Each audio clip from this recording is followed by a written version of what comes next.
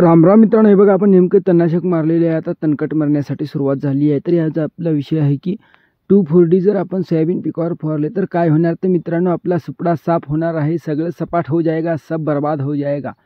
सोयाबीनला आपल्या 2,4-Dची वाफसुद्धा जमत नाही मित्रांनो, हे डोक्यातून काढून टाका सर्वात आधी.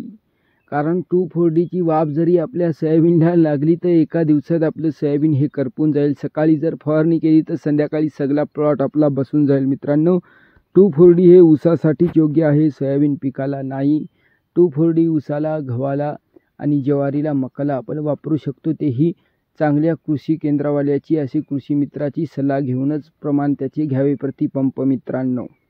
2,4-D एक फार खतरनाक औषध आहे आपल्या सोयाबीन पिकासाठी, म्हणून 2,4-D सोयाबीन पिकाला फवारू नका, नाही तर सपडा साफ होऊन जाईल. आता चॅनलला सबस्क्राईब करा, लाईक करा. नसता सुपारी मारण्याच्या नादात 2,4-D फवारशाल तर सुपारीच्या जागी सोयाबीन गायब.